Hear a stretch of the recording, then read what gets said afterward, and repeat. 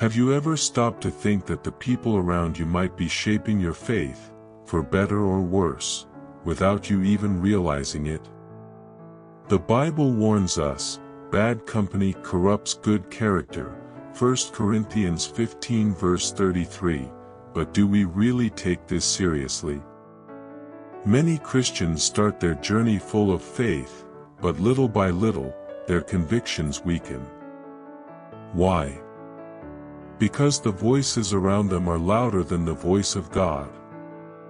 The truth is, your friendships and the environment where you spend most of your time have a direct impact on your confidence and obedience to God.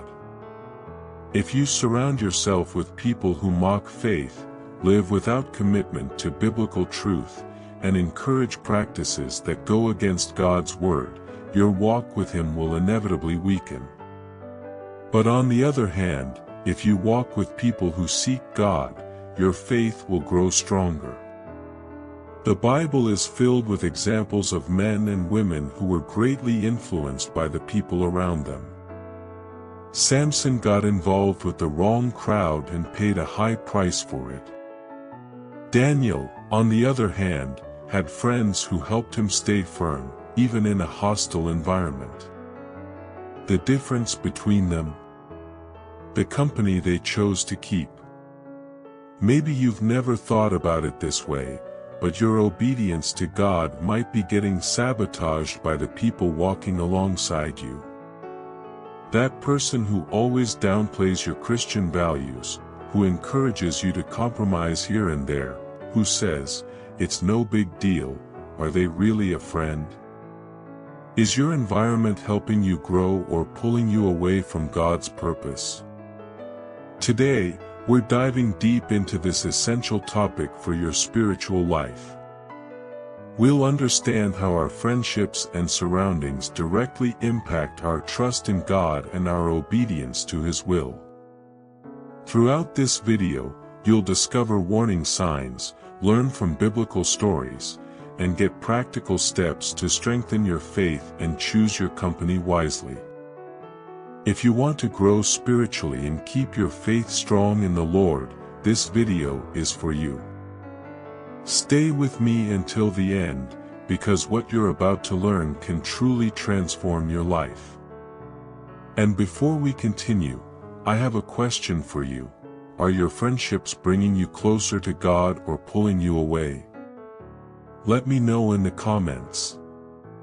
How many times have you heard someone say, "I can control myself, these friendships don't influence me"? But the truth is, no one is completely immune to the environment they're in. The Bible is clear when it says, "Do not be misled, bad company corrupts good character," 1 Corinthians 15 verse 33. Notice how Paul starts with a warning, "Do not be misled." That's because the biggest danger is thinking we're in control when, in reality, we're already being shaped. The influence of bad company doesn't happen all at once, it's subtle, almost unnoticeable. You start laughing at jokes that used to bother you, tolerating conversations that once made you uncomfortable, accepting invitations you would have declined before. And before you know it, your spiritual sensitivity isn't the same anymore. What once brought you to your knees in prayer now seems normal.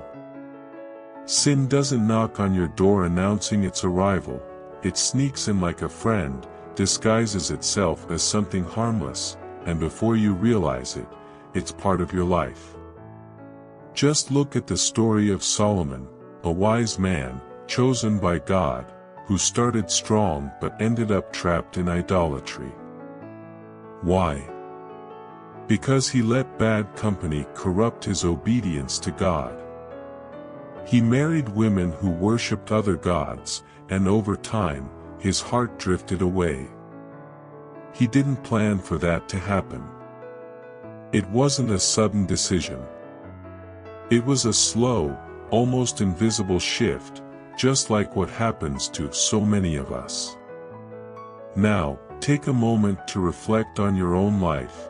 Are there friendships that are slowly pulling you away from your purpose? Are there people around you making you compromise your faith little by little? Making you feel odd for wanting to live a holy life? If the answer is yes, understand this: it's not about pride or arrogance, it's about spiritual survival. You can't serve God with all your heart while surrounding yourself with influences that push you away from Him. Jesus spent time with sinners, but He never let them define His path. He influenced others, but He wasn't influenced. The question is, are you influencing those around you, or are you the one being influenced? If your faith is weakening, if obedience is starting to feel like a burden, maybe it's time to take a step back and reevaluate who's speaking into your heart. Today, God is calling you to wake up. Don't be deceived. The enemy won't show up in your life as an obvious threat. Many times, he'll come disguised as a friendship. So pray, ask for discernment, and have the courage to step away from anything or anyone pulling you away from God. Because in the end, no friendship is worth more than your intimacy with the Lord. Few biblical figures illustrate the danger of bad influences as clearly as Samson. He was born with a powerful calling. Even before he was born, God had already set him apart as a Nazirite, chosen to fulfill a divine purpose. But throughout his life, Samson made choices that pulled him away from the destiny God had for him. And what was behind those choices? The people he chose to surround himself with. Samson wasn't defeated by the strength of his enemies, he was defeated by the weakness of his own decisions. He ignored God's warnings, played with danger, and insisted on forming relationships with people who didn't share his faith. His biggest mistake. Delilah. With sweet words and relentless persistence, she made him reveal the secret of his strength. But the truth is, Samson's downfall didn't start with Delilah, it began long before, when he chose to follow his own desires instead of God's direction. Many Christians today live just like Samson. They believe they can keep one foot in the world and the other in faith. That they can maintain friendships that don't honor God and not be affected. That they can play with sin without being consumed by it. But Samson's story teaches us that sin doesn't take everything from you all at once, it takes a little at a time until there's nothing left. The saddest part? Samson only realized what he had lost when it was too late. He was captured, had his eyes gouged out, and became a slave to the very enemies he was meant to defeat. This is exactly what happens when we allow ourselves to be influenced by the wrong people. We lose our spiritual vision, our strength is drained, and we become enslaved by the very things we once thought we controlled. But here's the good news: God is merciful to those who repent. In the final moments of his life, Samson cried out to the Lord and was restored. This teaches us that no matter how far we've gone, if we recognize our mistakes and turn back to God, He can restore us. But Samson paid a high price to learn that lesson. Do you really want to wait until you've lost everything to understand what God is already warning you about today? If there's one thing you should learn from Samson, it's this: the time to act is now. If there are friendships, relationships, or environments pulling you away from God's presence, don't wait until you hit rock bottom to make a decision. The cost of disobedience is always greater than the sacrifice of letting go. Choose today to obey God and surround yourself with people who strengthen your faith, not those who destroy it. If Samson teaches us the danger of bad influences, Daniel shows us the power of friendships that strengthen our faith. As a young man, Daniel was taken captive to Babylon, a place completely opposed to God's principles. There, he faced intense pressure to conform, abandon his convictions, and embrace a pagan culture. But Daniel wasn't alone. By his side were Hananiah, Mishael, and Azariah, friends who shared the same faith and commitment to God. Their first test came when they were invited to eat from the king's table. It might have seemed like a small thing, but Daniel and his friends knew that accepting that food meant breaking their covenant with God. If Daniel had been alone, he might have given in. But because he had friends who also feared the Lord, they stood together and chose to remain faithful. The result? God honored them and made them 10 times wiser than everyone else. Now, think about this. Do your friends encourage you to stay strong in your faith, or do they push you to compromise little by little? If Daniel had been surrounded by people saying, "It's no big deal, everyone's doing it," would he have resisted? The truth is, whoever walks with the wise becomes wise, but a companion of fools suffers harm. Proverbs 13 verse 20. Later, when a decree was signed banning prayer to anyone except the king, Daniel didn't hesitate to keep praying. But here's something important. Daniel already had a strong prayer life before the ban. And what helped him stay disciplined? The circle of friends who walked with him. It's much easier to maintain a strong spiritual life when you're surrounded by people who seek God with you. Today, many Christians feel spiritually weak because they're either trying to walk alone or, worse, they're surrounded by people who weaken their faith. But the Bible teaches us that true fellowship is essential to standing firm. Having friends who encourage you to pray, seek God, and live a holy life can be the difference between standing strong or giving in when the pressure comes. So, let me ask you, who are the people around you? Do they bring you closer to God or pull you away? Maybe it's time to seek friendships that build your faith, just like Daniel did. Because in the end, the environment you choose to be in can determine your spiritual destiny. Imagine a lump of clay in the hands of a potter. He can mold it into any shape he desires. Now ask yourself, are you shaping the environment around you, or is it shaping you? Many Christians believe they can stay in any environment without being affected. But the truth is, no one walks away untouched from a toxic environment. The Bible teaches us that we are called to be the salt of the earth and the light of the world, Matthew 5 verses 13 to 14. That means we are meant to influence, not to be influenced. But when we spend too much time in places where God is not welcome, our light starts to dim. First, prayer becomes rare. Then, reading the Bible feels like a chore.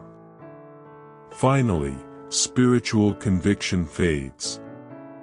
And before you even realize it, you start looking more like the world than like Christ.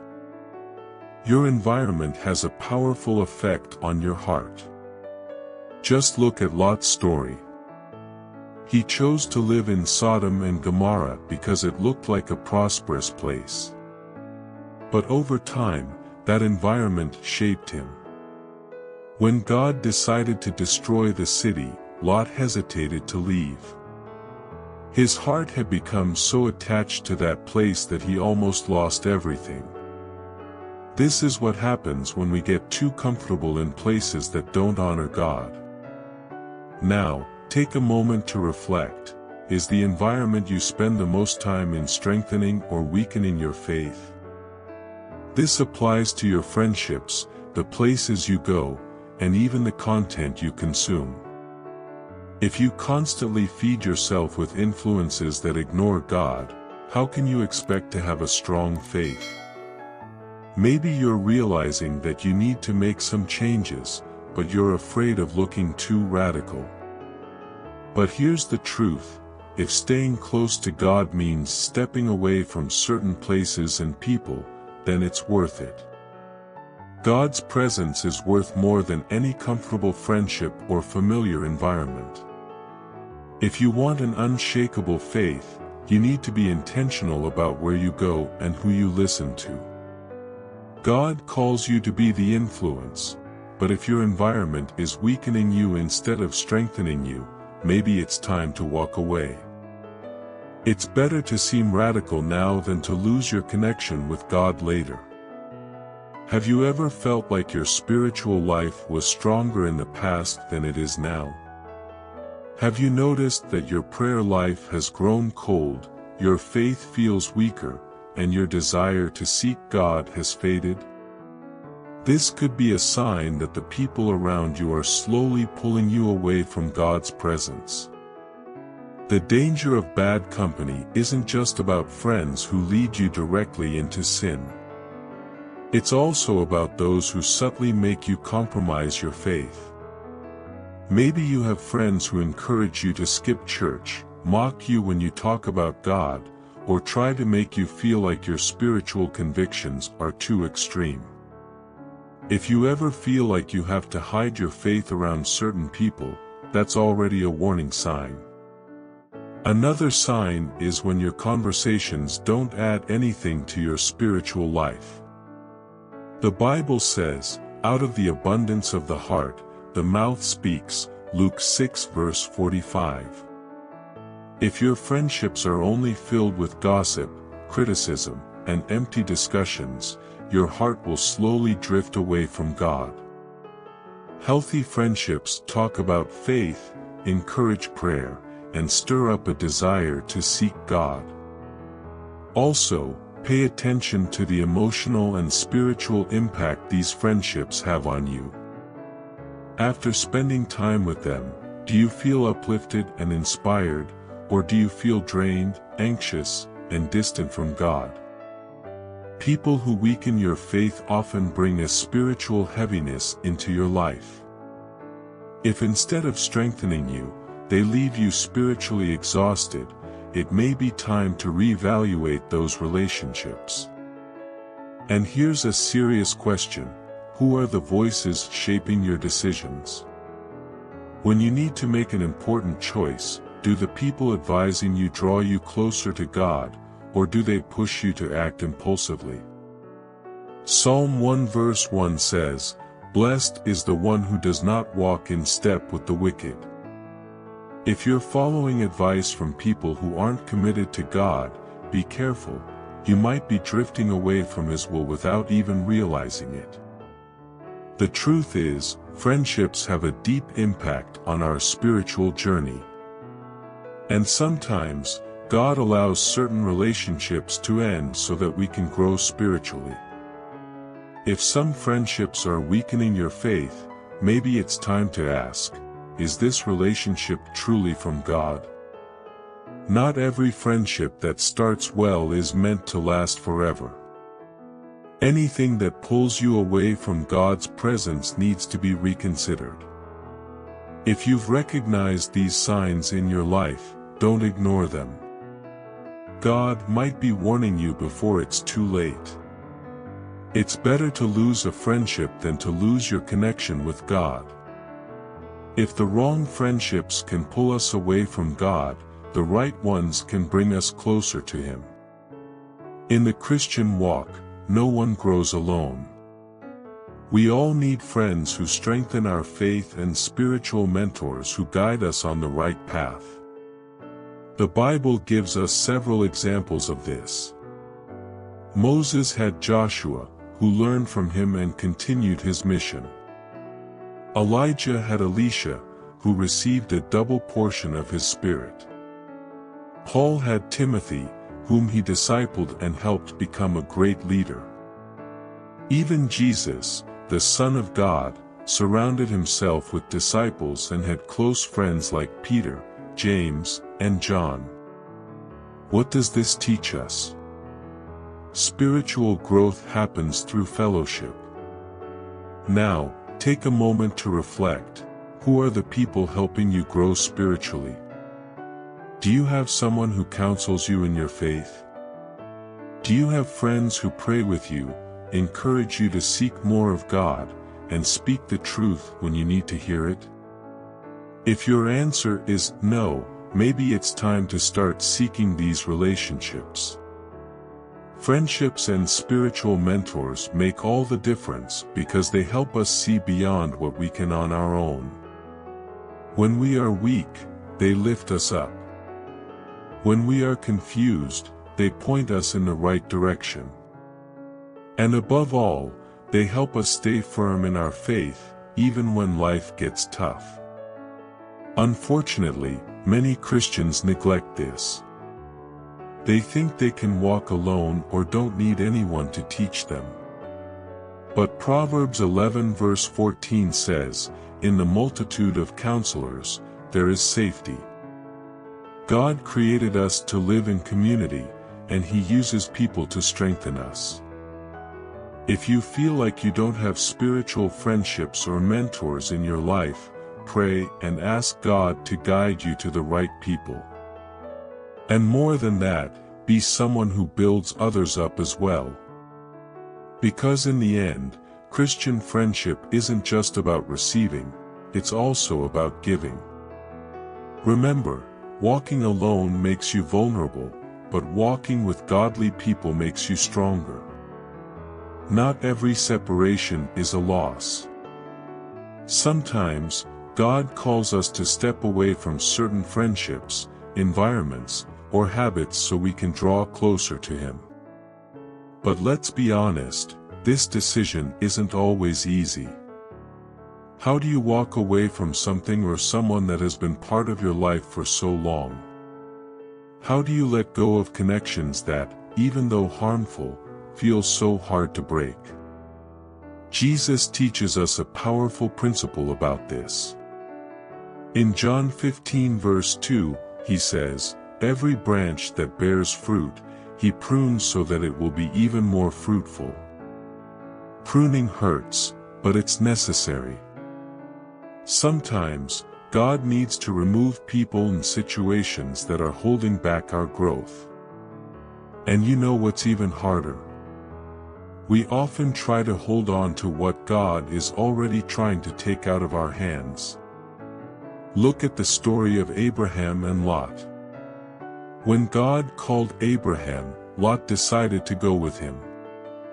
But over time, they had to separate because God's purpose for Abraham was bigger.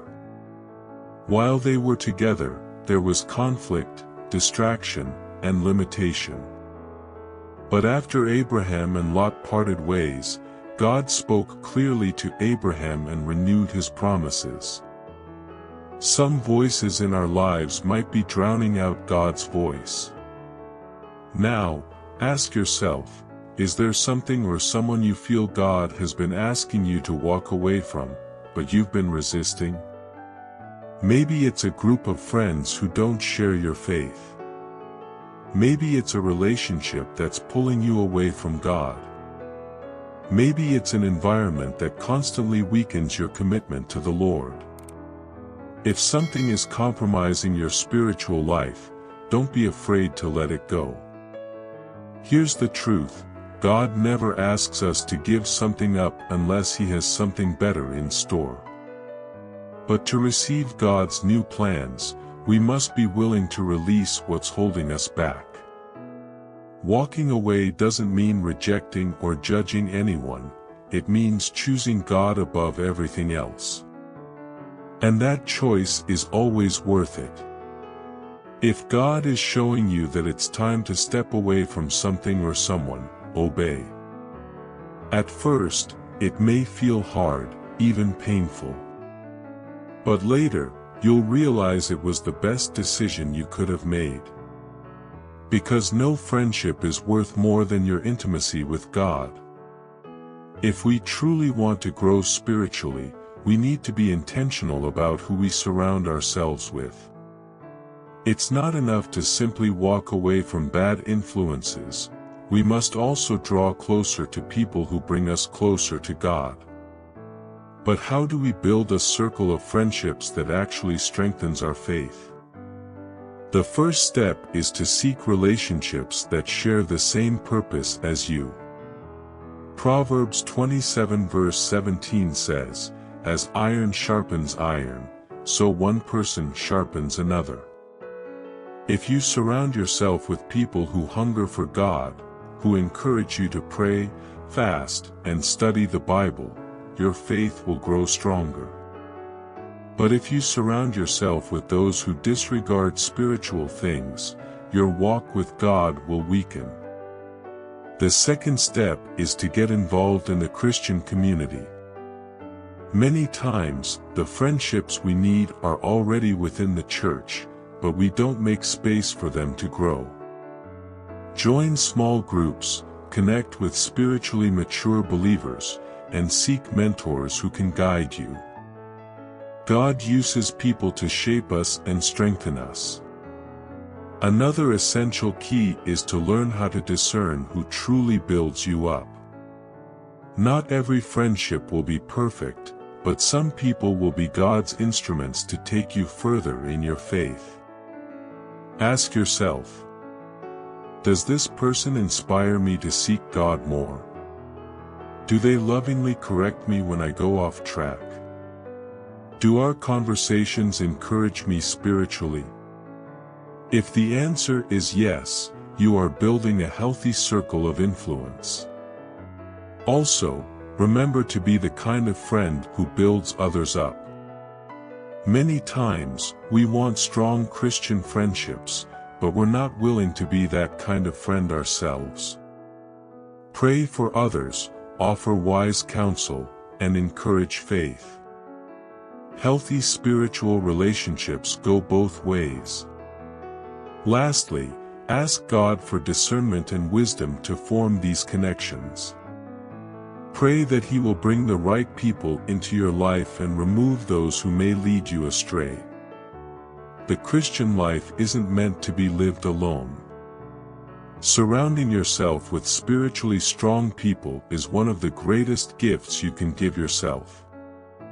If you truly want to strengthen your faith, start by evaluating the people around you, and make the decision to walk with those who bring you closer to God. If there was ever someone who could have walked alone, it was Jesus. He was God in the flesh, full of wisdom and power, yet He chose to live in fellowship and surround Himself with disciples. This teaches us that the Christian life was never meant to be lived alone. Jesus didn't choose just anyone to walk by His side. Before calling the 12 disciples, He spent an entire night in prayer, Luke 6 verses 12 to 13. This shows us that choosing the right people to walk with us requires prayer and discernment. We can't invite just anyone to be part of our spiritual journey. The disciples weren't perfect, but they had teachable hearts. They made mistakes, had doubts, and even failed at times, but they were willing to grow. This is another key principle. We shouldn't look for perfect friends, but for friends who are willing to grow with God alongside us. Moreover, within the 12, Jesus had an even closer circle: Peter, James, and John. They were with Him during key moments, such as the Transfiguration in Gethsemane. This teaches us that not everyone should have the same level of access to our hearts. We are called to love everyone, but we should entrust our deepest moments to spiritually mature friends. The bond between Jesus and His disciples was built on love, correction, and growth. He taught them, corrected them when necessary, and encouraged them to keep moving forward. This is the model of a healthy spiritual friendship. Christian relationships should challenge us to grow, correct us when needed, and strengthen us in difficult times.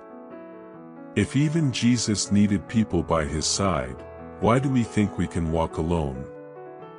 We need friends who help carry our burdens and point us to God when we feel weak. What kind of friendships have you been building? Do you have people in your life who draw you closer to God or pull you away from Him? Today, God is calling you to evaluate your relationships and seek friendships that strengthen your faith. We've reached the most important part of this video. What will you do with everything you've just heard? Maybe, as you listen to this message, God showed you that some friendships are pulling you away from Him. Maybe you realize that you need to change the environments where you spend your time. Or maybe you felt the need to seek healthier spiritual relationships. The truth is, identifying the problem isn't enough. You have to take action. God gives us wisdom, but it's up to us to make decisions. If He's showing you that certain friendships are weakening your faith, have the courage to step away. If He's calling you to build a circle of friends who strengthen your spiritual life, take the first step. Spiritual growth requires firm choices. Remember, obeying God is always worth it. At first, it might feel hard to walk away from people and places that have been part of your life for so long.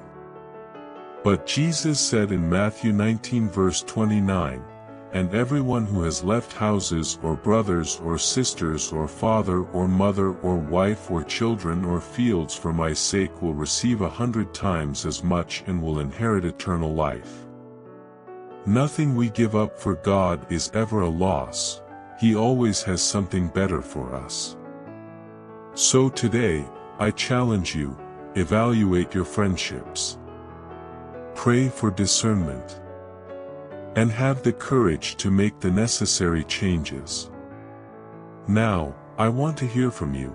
What changes do you feel God is asking you to make? Is there a friendship you realize is pulling you away from Him? Or do you feel the need to seek friends who will strengthen your faith? Leave a comment and share your experience. If this video spoke to you, don't forget to like, subscribe to the channel, and share it with someone who needs to hear this message. God bless you, and I'll see you in the next video.